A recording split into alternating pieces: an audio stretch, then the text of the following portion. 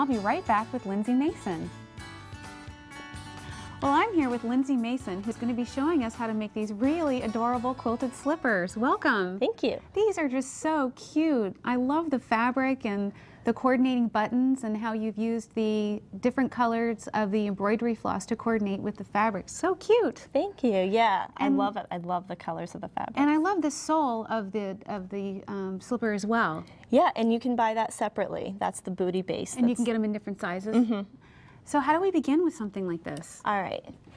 So we have our patterns here. You're going to want to cut the lining out of the appropriate Sherpa fabric. There's the upper boot piece, which tucks underneath the boot. So this can actually be a scrap or a muslin. It's not going to show. And I should mention that we're going to have all of the directions for this on the website. Yes. Because it can get a little confusing making a right slipper and a left slipper. Yeah, without seeing the feet. Right. So, and just the pattern pieces.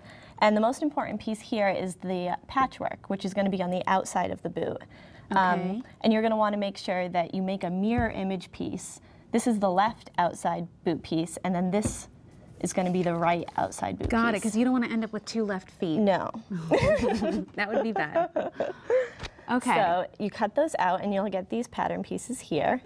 So this is left foot.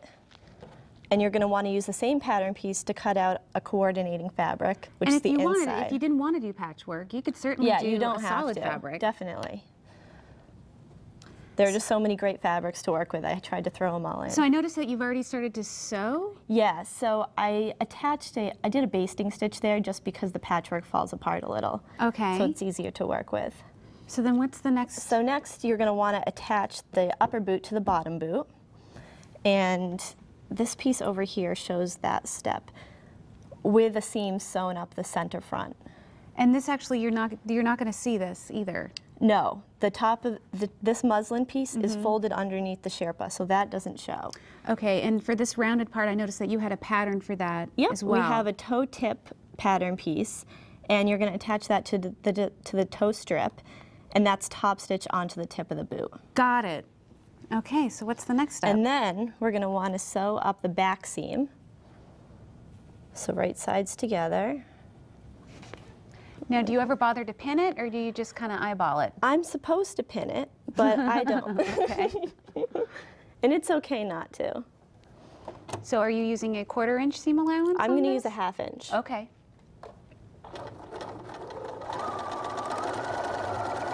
And what kind of foot are you using? Just a straight foot?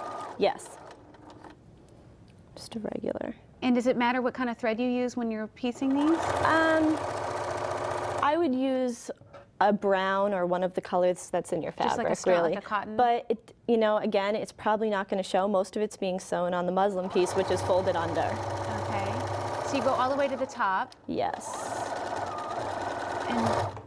And then do you open up the seams when you're done with that? Yeah, it's best and easiest if you press what you can. It's a little bit hard to because it is a boot, so you know, it's okay to lay it down like this and press over. Okay. So the next step is to attach the lining, and to do this, flip this inside out. And the lining's already been stitched. Yes, at the this lining's point as already been well. stitched, and also it's easiest to go through and cut this seam down as short as you can. Okay, so you'd want to use a good pair of scissors for Yeah, that. cut it down to like 1/4 of an inch almost. This looks like just about like it's been done, but I'm just going to do a little bit more. And you'll take your lining piece and pull it over the shell of the boot, right sides together. Okay, so the outer boot goes inside. Yep, so Sherpa to the outer lining. And I'm going to want to top stitch all along the outside here. And I'll do that. And again, it would be easiest if I pinned it, but I don't pin. Just for now. I don't pin. You don't pin? Renegade sewer. And once again, you're just using the same, same foot, same thread. And a 1/2 inch.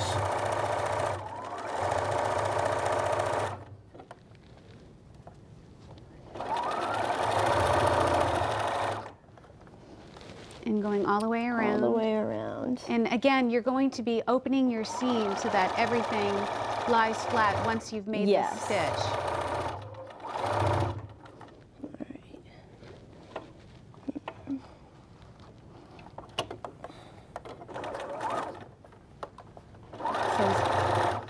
And you're just making sure that that lining is staying steady with the... Yep.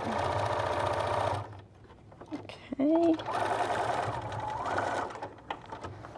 And you don't leave an opening at this point. You've stitched it completely All the way closed. around, yes. And then, this is the fun part. Pull it inside out. And then you put it right side. Oh, isn't And that clever? stuff it You know, in. it's hard to explain that to somebody, Yeah. and that's why it's good to do this visually. Yeah, and so you'll get this. See, now that's It'll look like this. so. This is over the here. result. So you so this Yeah. is the clean line that you just made. Yeah, and the pattern's engineered so that it's a half an inch larger, the lining. The lining is half an inch so you larger. won't see this, you shouldn't see that pattern piece at all. Okay. And I noticed on the bottom you've already done Yep, quarter inch. I added another top stitch all the way around to secure everything together. So this is the boot top, and it's pretty much all set to go into the boot base. Excellent. So that would be the next step, right? Yeah, so what I like to do is I actually put my foot into the boot bottom, and Your then actual real foot. Yes. Okay. And I pull this over. So I have my foot inside, and I pull the boot bottom up over my foot and then pin it. So Okay. while my foot's in it, I pin the boot base into the boot bottom. Okay. And Being very careful not to prick yourself. yeah, that would I be mean, painful. I do, but I'm used to it. Sewers are. So to attach it, you do use embroidery floss. I used a brown, and you just do a back stitch all the way through and all the way around. Well, show us how you would hand stitch this with Okay. the back stitch. And you go back through one of Hence, those holes. it's called the back stitch.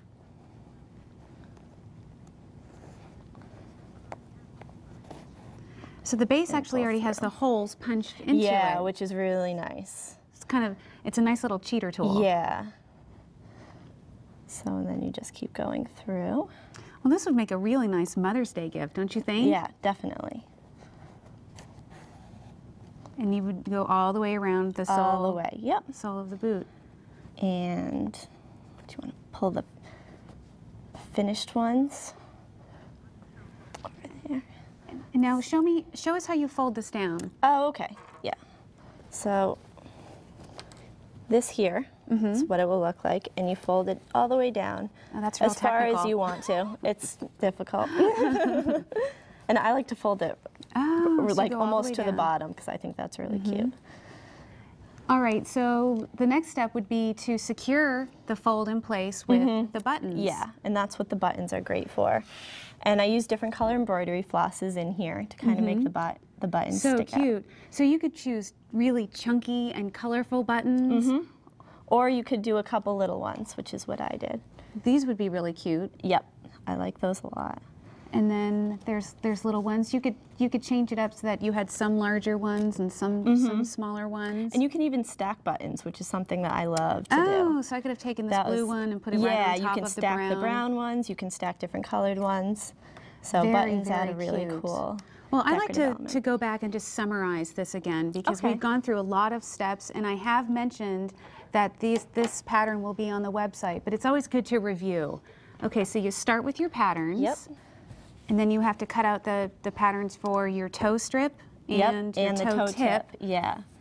And so I found one of the fabrics was awesome because it was already circular, so it fit perfectly. Nice motif. Now, actually, you don't have if you wanted to, you could make this a tall boot or a tall slipper, couldn't you? Yeah, definitely. You could definitely do that. And you could, to do that, you would just use the lining slippers and cut the shell out of the lining piece as well. Okay. Yeah.